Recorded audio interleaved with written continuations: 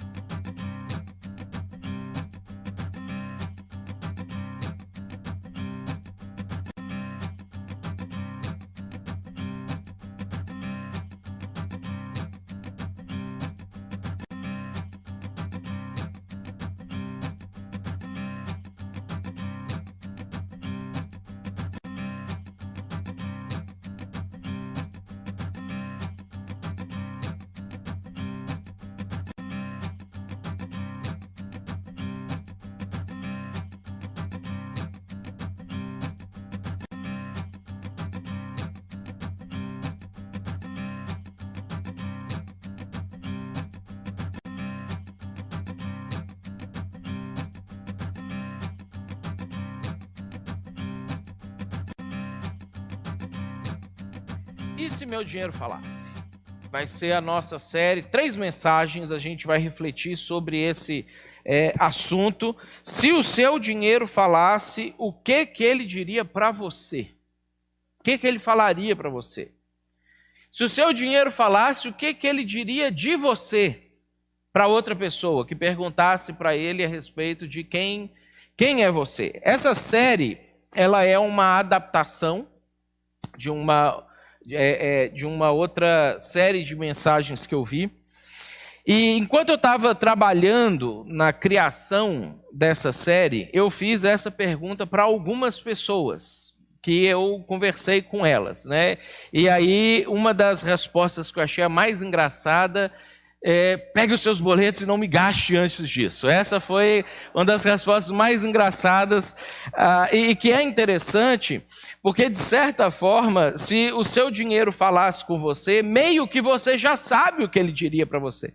Talvez você viraria para o seu dinheiro e falasse para ele, eu sei, tá bom, você tem razão. E a ideia da nossa série é a gente partindo do pressuposto que o seu dinheiro é seu amigo também, né? Ele não quer te derrubar. Habitualmente, isso é um negócio que a gente tem que entender, porque a gente tem 2 problemas em relação à nossa visão sul-americana a respeito do dinheiro. A primeira é aquilo que o marxismo fez com a ideia do dinheiro, que demonizou o dinheiro, falando que o capital é o grande problema, blá blá blá, que humilha as pessoas, etc e tal, e demonizou de um lado. O outro lado foi o que a Igreja Católica fez com a ideia de dinheiro, que trouxe para a gente a ideia que dinheiro é pecado, que o dinheiro é a raiz de todos os males. Tirou um pedacinho muito importante do versículo que diz que o amor ao dinheiro é a raiz de todos os males. O dinheiro, ele não é raiz de mal nenhum, pelo contrário, né? Dinheiro é uma coisa boa se você usa ele bem, se você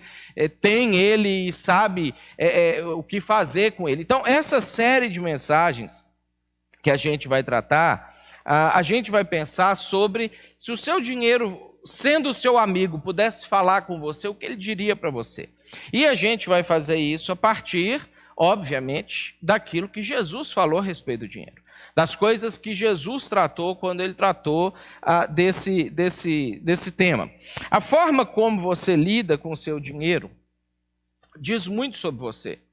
Fala muito sobre o seu caráter, fala muito sobre os seus valores, fala bastante sobre a sua criação, fala sobre as coisas com as quais você se importa e as coisas com as quais você não se importa, fala sobre a sua visão de mundo, fala sobre traumas que você tem na sua vida, que você passou pela sua vida. Fala sobre a sua autoestima. A gente consegue até medir a autoestima de uma pessoa a partir da maneira como ela gasta o dinheiro dela, ou como ela lida com o dinheiro dela, se está alto, se está baixa, como é que está a própria visão da pessoa. E fala, mais importante de tudo, sobre o nível da sua confiança em Deus. O seu dinheiro vai falar isso para você. A forma como você gasta o seu dinheiro fala como você vê Deus e como você vê a sua relação com Deus, e fala como você vê a sua relação com Deus a partir da sua relação com as outras pessoas que, eventualmente, próximas de você, precisam de dinheiro. E você tem, e aí como é que você lida com essa situação? Habitualmente, para a maior parte de nós, a nossa relação com o dinheiro, ela foi aprendida na infância, a partir da observação. Muito da maneira como você lida com o dinheiro hoje tem a ver com a maneira como você observou os seus pais ou as pessoas que te criaram lidando com o dinheiro. A educação financeira que você teve, e aí você pode ter tido uma má educação financeira, uma boa educação financeira, ela começa a ser sedimentada e ela passa a ser fortemente estabelecida para você ainda na infância e na adolescência. Por isso que provavelmente você tem algumas coisas, alguns hábitos financeiros que você gostaria de mexer neles na sua vida e você tem tanta dificuldade, porque parece que você automaticamente é impulsionado a lidar com o seu dinheiro de outras formas. É interessante que das 39 parábolas que Jesus contou, e aí é entre 37 e 39, dependendo da maneira como a linha teológica que você adere a ela conta parábolas na Bíblia, eu acredito que são 39, das 39 parábolas que Jesus contou, 14 delas envolviam a questão do dinheiro. Ou seja, uma a cada 3 parábolas que Jesus contava, ele tratava do dinheiro, da relação do ser humano com o dinheiro, ou da forma como a relação deveria se estabelecer, ou o dinheiro era o ator principal da parábola, dependendo de qual das parábolas que você está trabalhando. Esse é um assunto chato da gente tratar ele nos nossos dias, né? Porque a nossa cultura do século XX para o século XXI, ela estabeleceu que é feio a igreja falar sobre esse assunto. E aí isso gera um desconforto, muitas vezes, da gente tratar desse assunto. Eu mesmo detesto falar sobre isso. O meu sonho, o meu desejo, como a gente é uma igreja voltada para fora, a gente é uma igreja que se importa muito com alcançar as pessoas de fora, e a gente tenta fazer isso tirando qualquer tipo de obstáculo, qualquer tipo de barreira que possa impedir uma pessoa de aceitar Jesus. Essa é uma das coisas que a gente leva a sério aqui na igreja, né? A única coisa ofensiva para uma pessoa na nossa igreja precisa ser o evangelho, porque ele já é ofensivo, porque ele já mexe com a gente, ele já confronta a gente, ele já diz que a gente está inadequado e precisa se adequar a Deus. Então, a gente sabe que essa é uma das coisas que afeta muito a forma como uma pessoa encara a igreja ou vê a igreja. Então, o meu sonho, meu desejo é a gente conseguir chegar num nível em que a gente nem recolhe o dízimo e a oferta no culto mais, que as pessoas já conseguem colocar direto no gasofilaço, depositam na conta direto da igreja ou já entregam para o diácono responsável, e aí a gente já consegue fazer isso sem nem que isso tivesse que ser,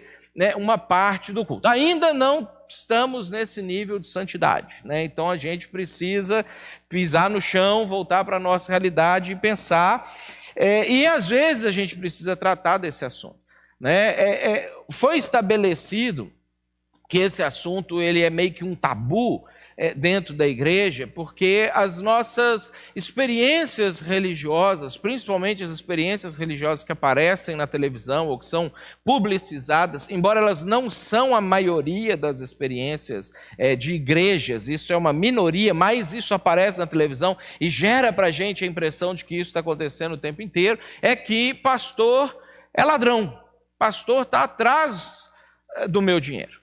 A igreja só pensa em dinheiro.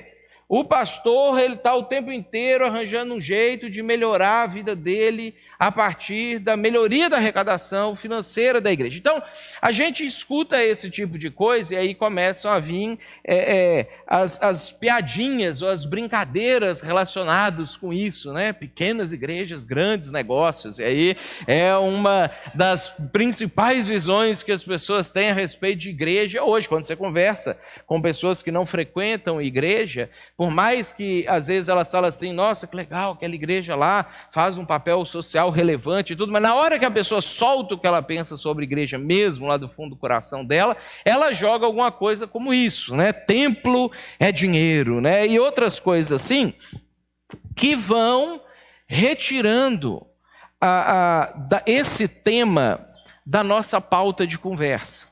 E que isso começa a atrapalhar tanto a missão de Deus no mundo, quanto a nossa santificação, em relação a esse assunto.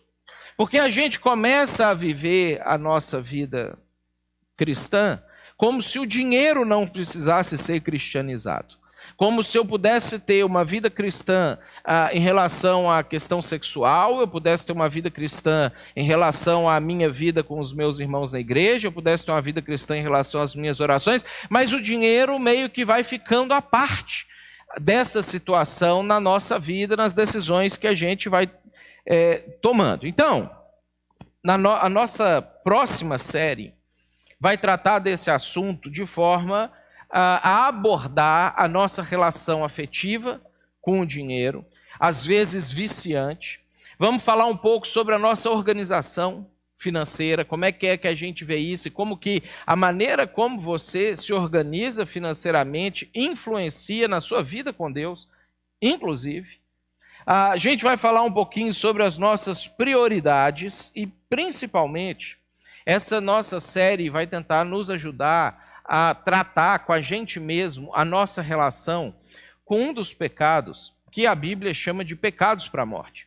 A Bíblia diz, João vai falar isso na sua primeira carta, que existem pecados que a gente comete que se você morre com aquele pecado, você não vai para o inferno direto por causa daquilo. Você não tem que estar assim, puxa, eu não posso ter feito nada no momento de morrer, se eu sair de casa e discutir ali com a mulher em casa, e peguei o carro, saí, bati no poste e morri, vou para o inferno, porque eu discuti com a mulher ali por conta de se vai, por que você comprou um negócio ali que eu achava que você não devia comprar. Agora, existem pecados que são pecados que se a gente morre com eles, a gente perde a nossa salvação por causa disso.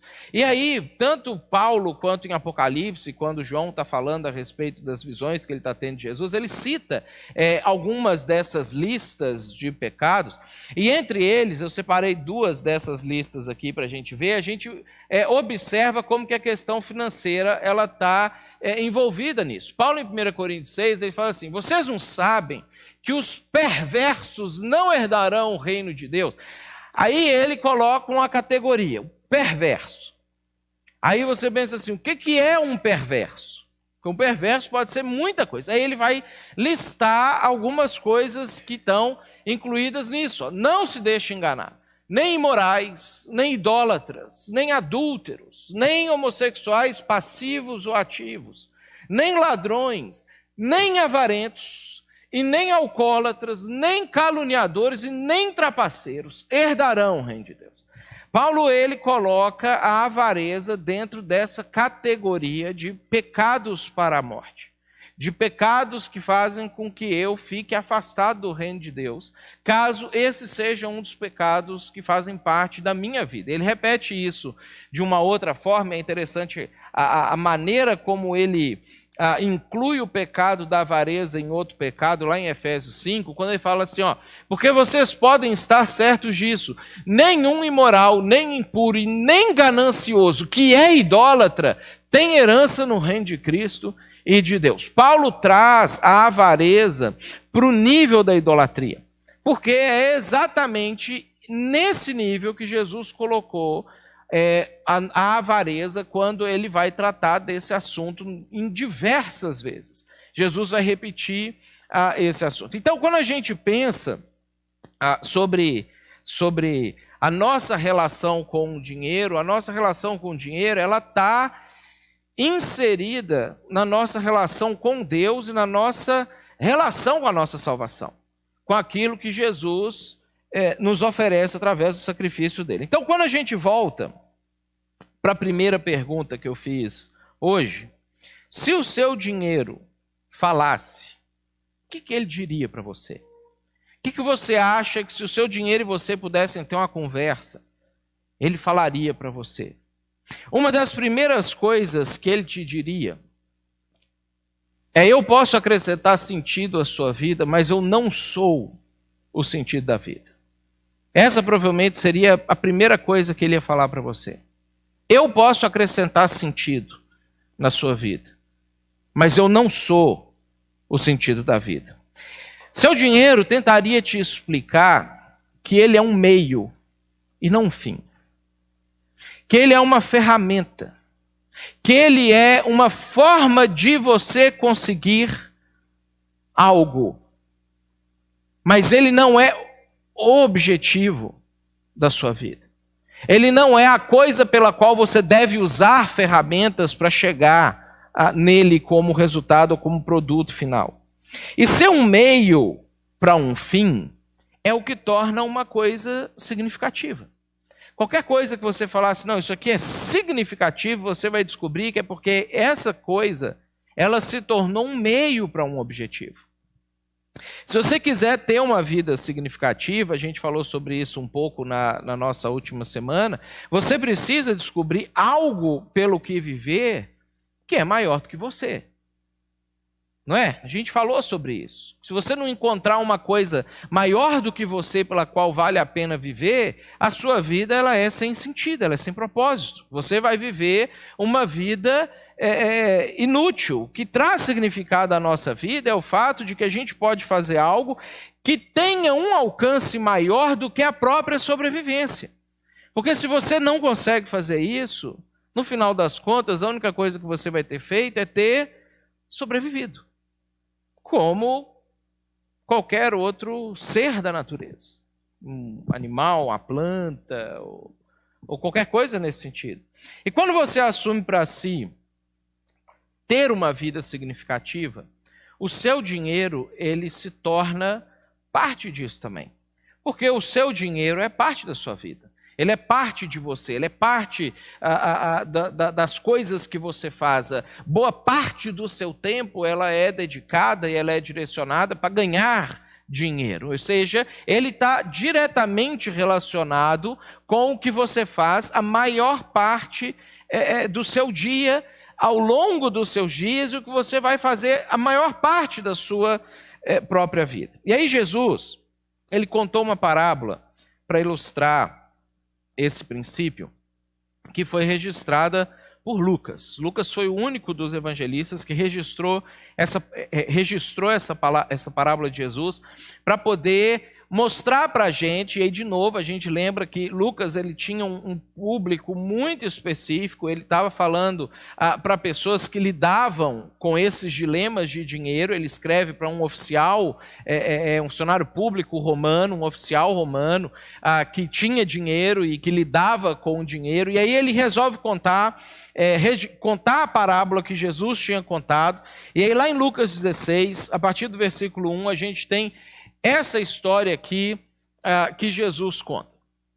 Jesus, então, ele encontra lá com os seus discípulos, os seus seguidores, eles estão no meio de uma discussão, de um debate, e aí, além dos discípulos de Jesus, tem um outro grupo no entorno, que a gente descobre isso no capítulo 15, porque essa parábola está inserida no contexto do capítulo 15, que eram os fariseus e os líderes religiosos. E eles e os discípulos de Jesus e os seguidores de Jesus e pessoas que estavam querendo saber se iam virar seguidores de Jesus ou não, eles estão reunidos ali, discutindo, conversando, não sei o quê, e aí Jesus ele vai contar algumas parábolas e ele traz essa parábola aqui. E aí Jesus disse aos seus discípulos: o administrador de um homem rico foi acusado de estar desperdiçando os seus bens. Então Jesus começa a parábola apresentando a figura de uma pessoa que era tão rica, mas tão rica, que ele não dava conta de cuidar do seu dinheiro sozinho. Ele tinha tanta coisa, ele tinha tantos bens, tantas posses, que ele precisou contratar um administrador, uma pessoa que ficasse exclusivamente cuidando de uma parte daquilo que ele tinha. Então essa era uma figura muito mais comum na época de Jesus do que é hoje. A gente não tem esse tipo de profissão tão solto por aí, dessa maneira aqui.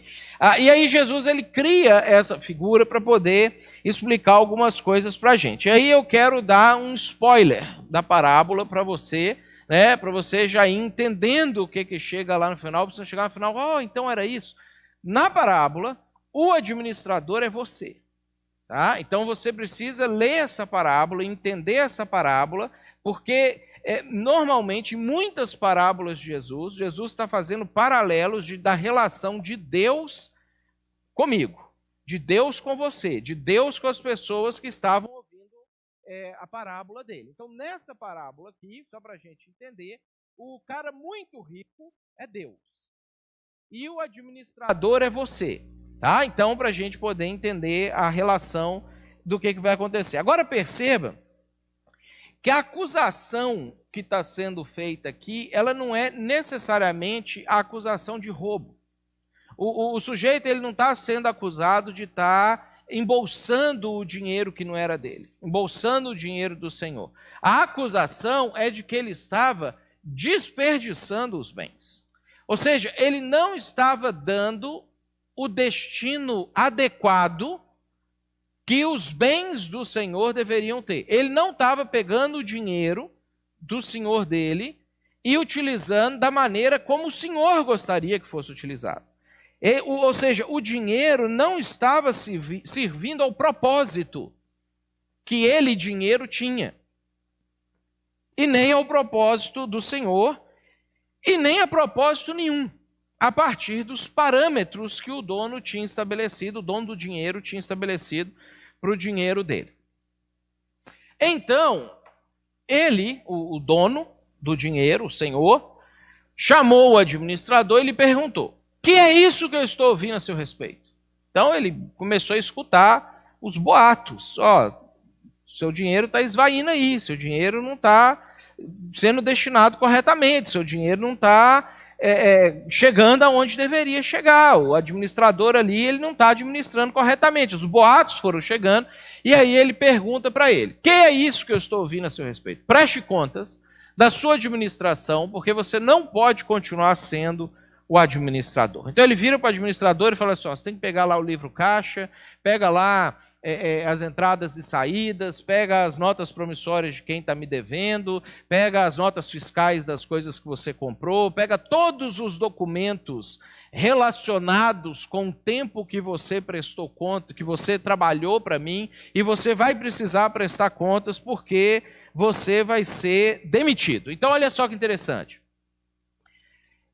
O administrador descobre que agora ele tem um tempo limitado para tomar algumas decisões.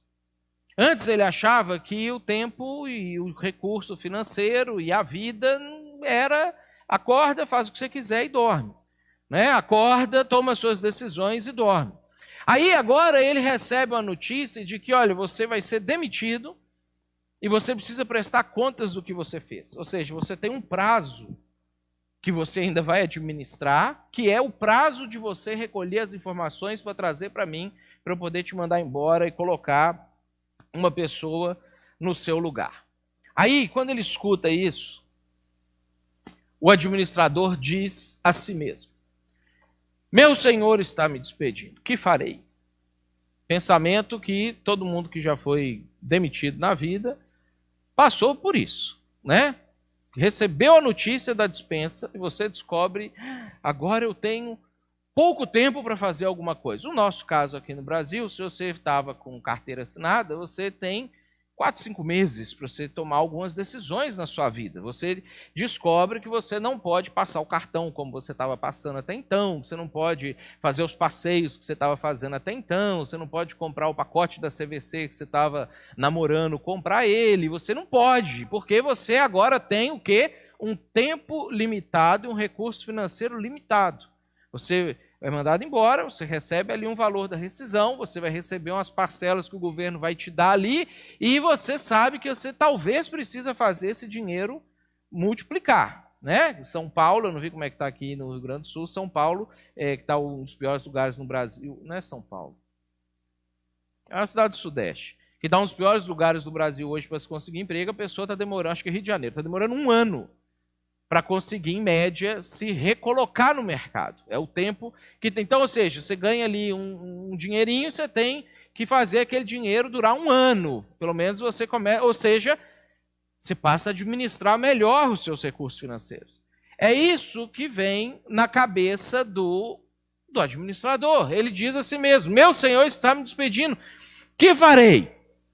Aí ele apresenta algumas limitações que ele tem. Ele fala, para cavar não tenho força. Guri de apartamento, criado pela avó, né, mãozinha suave, então o tempo inteiro estudando, faculdade, aquele negócio todo, e tu não vai poder fazer força, não dá conta, ele sabe que ele não consegue. E tenho vergonha de mendigar. É um cara da sociedade, os amigos dele, o que vão pensar dele? Ou seja, vai perder o convívio social, se ele virar um mendigo, a vida dele dá uma virada horrível ali. Ou seja, ele percebe que ele tem pouco tempo, ele tem poucas oportunidades, ele tem um pouco de recurso financeiro, e agora ele precisa usar esse pouco tempo e oportunidades de uma forma diferente da forma que ele estava usando quando ele achava que o céu era o limite e que ele podia viver como se não houvesse amanhã. Havia amanhã. E daí ele tem uma ideia. E aí Jesus conta para a gente a ideia que ele teve. Brilhante, olha só. Já sei o que vou fazer. Para que quando eu perder o meu emprego aqui, as pessoas me recebam nas suas casas. Planejou a vida dele. Então ele chamou cada um dos devedores do seu senhor. Deviam ser vários. E aí Jesus, na parábola, contou a história de 2, assim, que exemplifica o que ele fez. Perguntou ao primeiro, quanto você deve ao meu senhor? 100 potes de azeite, respondeu ele. O administrador lhe disse, tome a sua conta, sente-se depressa e escreva 50. Aí você imagina a reação do cara que estava devendo 100 potes. É sério isso? Sério. Aí pega rapidinho, escreve, anota 50 ali e me devolve.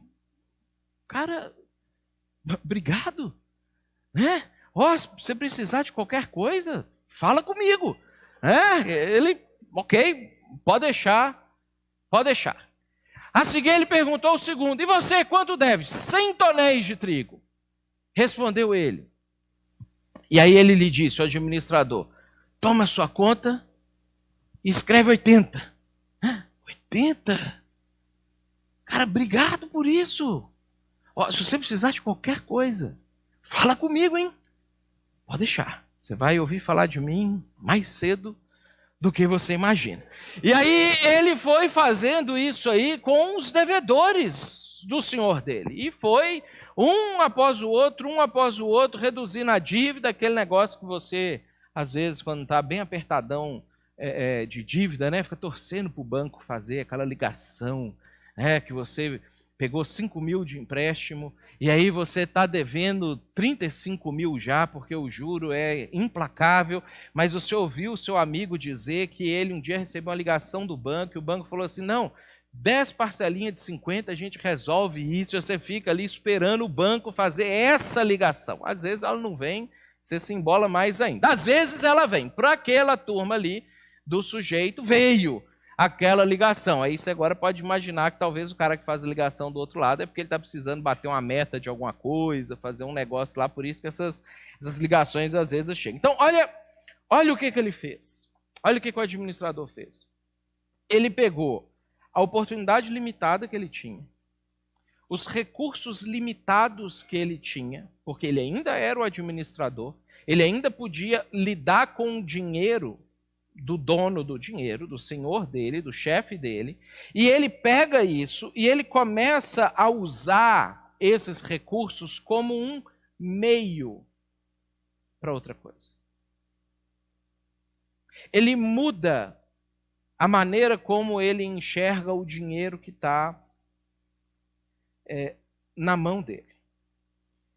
E aí, imagina os sentimentos divididos na plateia de Jesus. Porque Jesus era bom nisso. As histórias que ele contava eram histórias que davam esses sentimentos, que talvez pode ser o seu sentimento a primeira vez que você ouviu essa parábola, ou se é a primeira vez que você está ouvindo, pode ser o seu sentimento agora. Uma parte da plateia de Jesus, que o pessoal que devia dinheiro para os outros, deve ter ficado, nossa, isso aí, não, bacana, que esse cara está fazendo, né? A outra parte, a turma que tinha grana e que tinha gente devendo, devia estar pensando, mas que absurdo, um negócio desse, o cara está roubando o cara ali na cara dura, fazendo isso, não, de jeito nenhum, que marginal, sem vergonha, esse cara aí, e aí ele foi fazendo isso com todos os devedores. E aí, o Senhor ficou sabendo. Não tem como não ficar sabendo. E o administrador sabia que uma hora ou outra o Senhor ia ficar sabendo. E aí, muitas vezes nós, com a nossa mente possessiva, iríamos pensar, agora esse cara vai para a cadeia. Né? Vai amarrar ele ali no tronco e dar chibatadas. Na época podia fazer isso lá em Jerusalém. Né? Vai arrancar a mão desse cara fora. Vai demitir esse cara e cobrar até o último centavo. Vai pôr esse cara na cadeia. Agora é a hora da gente ver o que ele vai fazer. O Senhor elogiou o administrador desonesto, porque agiu astutamente. E aí é interessante, porque assim, a parábola ela dá uma guinada total daquilo que se espera que aconteça quando um caso desse começa a ser contado. Porque a gente espera que as coisas aconteçam a partir da maneira como a gente enxerga o mundo. A partir da forma como a gente encara as coisas. Agora, ele foi elogiado.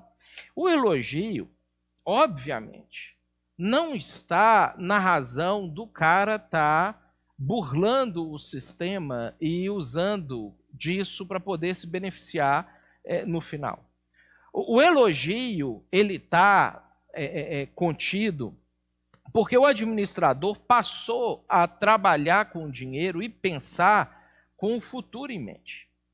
Ele mudou a maneira que até então fazia com que ele se tornasse um administrador ruim, um administrador que desperdiçava os bens, porque ele mudou a relação dele com o dinheiro. Ele parou para pensar assim, não, eu tenho pouco dinheiro e eu preciso fazer alguma coisa útil com esse dinheiro.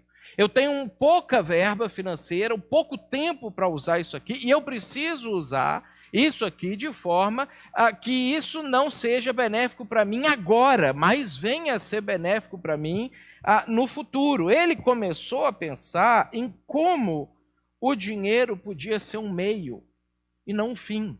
Como que o dinheiro podia servir a ele, ao invés dele viver para o dinheiro. Ele deu um novo significado para o dinheiro dele.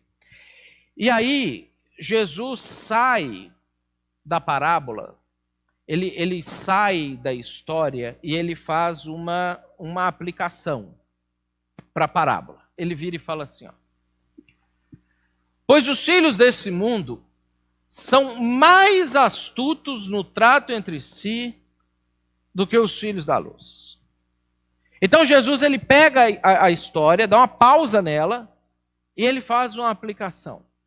Vocês sabem por que o Senhor elogiou o sujeito? Porque foi esperto. Porque ele mudou a mentalidade dele. Porque os filhos do mundo, e aí quando Jesus ele usa essa expressão, ele está falando daquelas pessoas que vivem como se tudo o que existisse fosse o hoje. Como se tudo o que existisse fosse esse mundo. Esses são os filhos do mundo. São as pessoas que vivem como se tudo o que existisse tivesse contido entre o dia que você nasceu e o dia que você vai morrer. Que tudo se resume à sua certidão de nascimento, à sua certidão de óbito e o que você faz ali dentro. E aí Jesus fala que as pessoas que acreditam que o mundo é tudo o que existe, que essa vida é tudo o que existe, quando elas param para pensar a respeito da vida, elas agem com o futuro em mente. Elas mudam a sua relação com coisas como o próprio dinheiro. E aí Jesus coloca em oposição os filhos da luz, que no contexto de Jesus eram os judeus, né? No nosso contexto somos nós, ou seja, são as pessoas que conhecem a Deus, as pessoas que conhecem a Jesus, as pessoas que sabem que tudo que existe não é esse mundo é um pedaço pequeno de tudo que existe. As pessoas que confiam em Deus, as pessoas que sabem que Deus cuida delas, diferente dos filhos do mundo que acham que estão vivendo por si só, que acham que eles têm que fazer tudo por si, que se eles não se cuidarem, eles estão largados à sua própria sorte. Os filhos da luz são aqueles que têm as promessas de Deus. São aqueles que Deus disse como vai fazer, como vai cuidar, como vai conduzir, como vai direcionar. E aí Jesus ele fala, os filhos do mundo são mais espertos do que os filhos da luz, do que aqueles que têm uma perspectiva eterna e que têm uma noção real, concreta da realidade. O administrador, ele foi elogiado porque ele aproveitou bem a oportunidade limitada que ele tinha. Essa foi a razão do elogio que ele recebeu. O elogio não era pela desonestidade, mas porque ele aproveitou bem os recursos limitados. O que Jesus ele quer ensinar com isso para a gente, o que ele está tentando trazer para nós de reflexão nessa passagem, é como eu posso administrar bem os recursos limitados que eu recebo de Deus para administrar. Essa é a tônica da parábola. Você tem um tempo limitado e você tem um recurso limitado e você já sabe que você vai ter que prestar contas.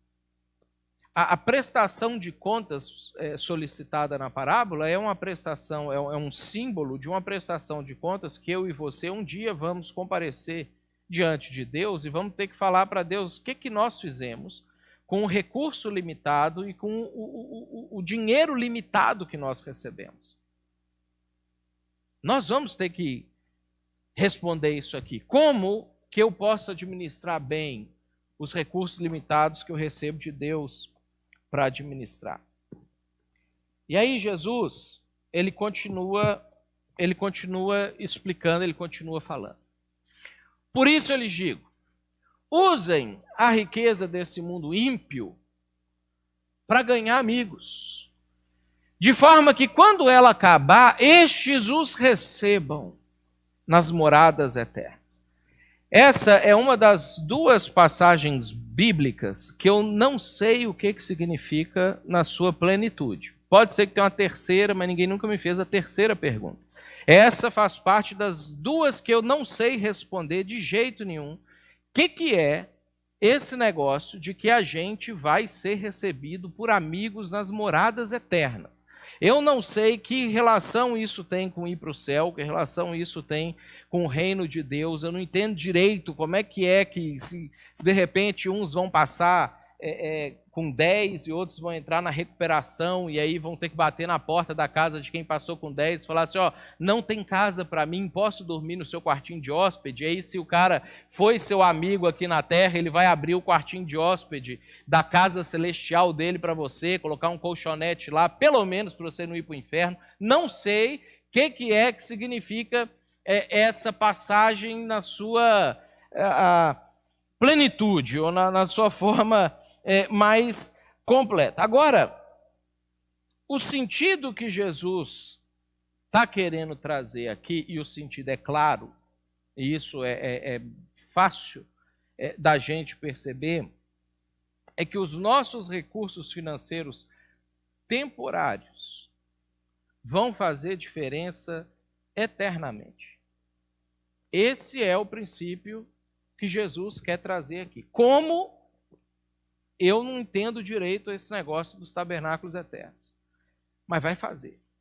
A maneira como você usa o seu dinheiro aqui vai fazer diferença na sua vida eterna. Os seus recursos temporários vão influenciar diretamente na sua vida eterna. E é isso que Jesus está tentando fazer o pessoal entender. De acordo com Jesus, o dinheiro não é o fim da nossa vida. Não é o objetivo final da nossa vida. Mas de acordo com Jesus, o dinheiro é um meio que de alguma maneira está relacionada ao fim da nossa vida, que é a nossa vida eterna. Os seus recursos atuais têm o poder de fazer diferença eternamente. E aí Jesus amplia essa realidade. Olha só o que ele continua falando. Quem é fiel no pouco, também é fiel no muito. E quem é desonesto no pouco, também é desonesto no muito. E esse é um princípio muito interessante que a gente consegue aplicar em qualquer coisa da vida. Se você tem uma pessoa no trabalho que rouba uma caneta, porque ele acha, isso é insignificante, uma caneta, que bobagem, isso não vai fazer diferença nenhuma, e eu fiquei sem caneta lá em casa, estou com preguiça de ir na papelaria e comprar uma caneta para mim, ele leva uma caneta para casa, ele não teria problema nenhum de roubar 100 mil, 1 milhão, 10 milhões, se ele tivesse a oportunidade. Aquilo que você faz no pouco, você faz no muito. Se você é honesto no pouco, você é honesto no muito. Se você é fiel no pouco, você é fiel no muito. Se você é desonesto no pouco, você é desonesto no muito. E é isso que Jesus ele está falando aqui. Assim, se vocês não forem dignos de confiança, então está mostrando que a maneira como Deus confia em nós está relacionada na maneira como a gente lida com o nosso dinheiro aqui na terra. Se vocês não forem dignos de confiança em lidar com as riquezas deste mundo ímpio, quem lhes confiará as verdadeiras riquezas? E se vocês não forem dignos de confiança em relação ao que é dos outros, quem lhes dará o que é de vocês? Jesus amplia essa realidade para mostrar para a gente que a maneira como a gente lida com o dinheiro influencia diretamente na maneira como Deus vai lidar com a gente. Na maneira como Deus vai se relacionar com a gente em relação aos bens, não só desse mundo, mas mais importante, os bens eternos. Aquelas coisas que Jesus disse que a traça e a ferrugem não corrói, que não acaba, que você nunca vai perder e nunca vai ficar sem. Isso aqui ainda amplia a visão estreita que a gente tem do dízimo, às vezes. Porque às vezes a nossa visão do dízimo, a nossa relação do dízimo é que tipo a gente dá uma parte daquilo que a gente ganha para Deus, e aí Deus fica super feliz, né, com aquilo ali, e fala assim, obrigado, cara, você me deu 10% daquilo que você ganha, ele fica muito grato, e ele deixa você em paz para você fazer o que você quer com o resto do seu dinheiro. Aí ele tira o devorador, ele não come sua casa, ele abre as portas para a sua vida e deixa você em paz para você torrar os 90% do resto que sobrou para você do jeito que você quiser. E aí você fala assim, estou livre, porque eu paguei meu imposto com Deus aqui, e aí agora eu tenho um salvo-conduto para poder viver essa vida aqui do jeito que eu quero viver. Eu queria te incentivar a planejar e decidir como que você vai administrar o dinheiro que você recebe antecipadamente.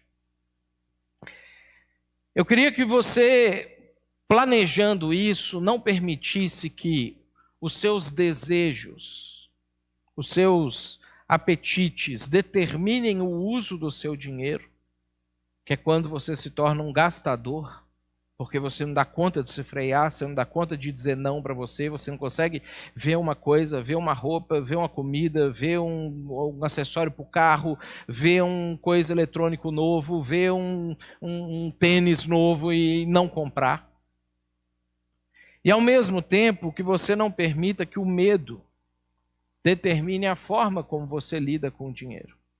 Aí eu posso ficar sem, eu posso não ter, eu posso perder o meu emprego, alguma coisa pode acontecer, eu preciso guardar, eu preciso guardar, eu preciso guardar, eu preciso poupar tudo, cada centavo, eu não posso viver com nada, não dou nada para ninguém, não contribuo na igreja, não gasto com a minha família porque eu tenho que guardar. Não permita que os seus apetites e nem o medo determine a maneira como você lida com o seu dinheiro. Para você fazer isso, você precisa determinar como é que você vai gastar o seu dinheiro antecipadamente. Antes de você ganhar, antes de você receber, você já precisa ter o destino do seu dinheiro. Porque o uso adequado dos recursos financeiros vai fazer a diferença não só na sua eternidade, como na eternidade de muita gente. Tem gente aqui hoje que estava na igreja antiga, né, quando a gente ainda era lá na Avenida Feitoria, e tem alguns que estão aqui hoje que ainda estavam quando a gente era no Pinheiros. Se você der uma olhada em volta, você vai ver a diferença que o seu dinheiro já fez na vida eterna de outras pessoas. E isso traz uma felicidade enorme para a gente. Isso traz um senso de realização, um senso de propósito, um senso de que, cara, eu estou no caminho certo. Eu estou fazendo e investindo meu dinheiro em coisas que de fato vale a pena.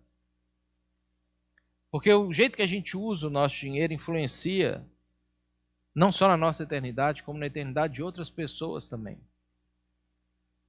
Se o seu dinheiro falasse, certamente, a primeira coisa que ele ia dizer para você: eu posso acrescentar sentido à sua vida, mas eu não sou o sentido da vida.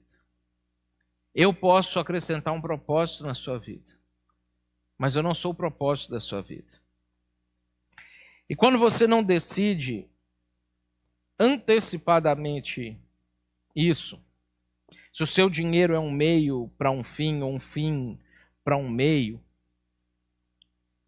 você se perde na vida.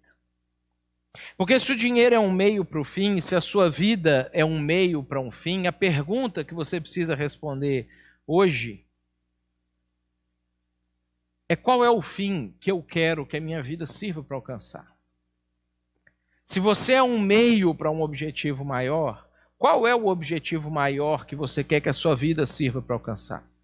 O que é que você quer que quando as pessoas falarem a respeito de você, elas digam: esse foi o objetivo de vida dessa pessoa. E por causa dele, por causa dela, todas essas coisas aqui aconteceram. Qual é o objetivo que você quer que a sua vida sirva para alcançar? Quando você não decide isso antecipadamente, a cultura define isso para você. Ela está doida para fazer essa escolha para você. E normalmente são coisas como estas: acumular coisas, consumo, viagens, atualizações da moda, upgrades tecnológicos. E isso a cultura está o tempo inteiro dizendo para você que a sua vida serve para. Porque o que vai ser uma vida bem vivida? É só você conhecer diversos países, isso vai ser uma vida bem vivida. E aí ele fala, porque às vezes tem gente que não é pego por isso aí, ela fala assim: o que é uma vida bem vivida? Uma vida bem vivida é se você conseguir manter sempre atualizado com as últimas mudanças tecnológicas de telefone, do videogame, do aparelho de televisão. Para outros é o carro, se você conseguir ter um carro bom que está ali dentro do passo, do momento daquilo que está acontecendo. Para outros, estudo. Você tem que conseguir estudar e aprender tudo que você puder aprender na sua vida o tempo inteiro. E essas são coisas que às vezes até sutilmente vêm, porque às vezes são coisas boas, que se elas se tornam o objetivo da nossa vida, façam que a nossa vida se torne inútil. Coisas úteis, coisas importantes, que se vira o objetivo final da nossa vida, bota a nossa vida a perder. E essas são as mais sutis, que as que a gente mais tem dificuldade de lidar com elas de uma maneira sábia. E aí o seu legado no fim da vida vai ser: comeu, bebeu, viajou, vestiu, se formou, trabalhou e morreu. E esse vai ser o seu legado. E é isso que as pessoas vão ter a dizer de você no fim da sua vida, e pior, se é isso que Deus vai ter a dizer sobre você no fim da sua vida. Quando você tiver que prestar contas, ele falar assim: e aí, o que você fez com o meu dinheiro que eu dei para você quando você estava vivendo? Jesus, viajei o mundo inteiro. O Senhor viveu só naquela Palestina lá, que eu inclusive visitei 15 anos atrás, e não sabe o que o Senhor perdeu.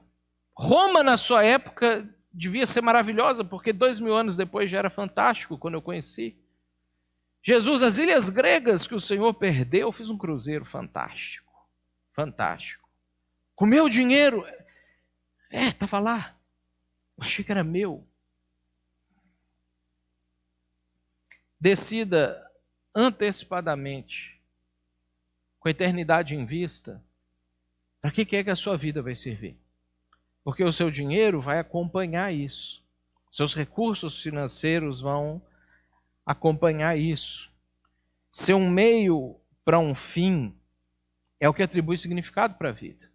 A qual fim a sua vida vai servir? E olha as reações das pessoas que estavam ouvindo a parábola de Jesus no final da parábola. Porque quando Jesus terminou de contar e quando Jesus terminou de aplicar, Lucas também registrou qual foram as reações das pessoas que ouviram aquilo ali. Jesus termina falando assim: nenhum servo pode servir a dois senhores, pois odiará um e amará o outro, ou se dedicará a um e desprezará o outro. Vocês não podem servir a Deus e ao dinheiro. A gente vai usar esse texto não em Lucas, mas em Mateus, numa próxima mensagem. Mas quando Jesus terminou de falar, os fariseus que amavam o dinheiro ouviam tudo isso e zombavam de Jesus. Essa foi uma das reações, e a única reação registrada ao que Jesus falou quando ele terminou a parábola. Os fariseus, ouvindo isso, zombavam de Jesus. No grego, o termo que é utilizado para isso é quando você está assim, lá dentro de você, fazendo essa ideia. Tipo, esse cara está fora da realidade. Essa é a ideia do sentimento que tinha quando os fariseus ouviram essa parábola. E vocês sabem o nome desses fariseus? Eu também não sei. E ninguém nunca vai saber. Porque eles foram ninguém na história. E eu queria incentivar você a não ser como eles na sua história. Vamos ficar de pé para a gente orar?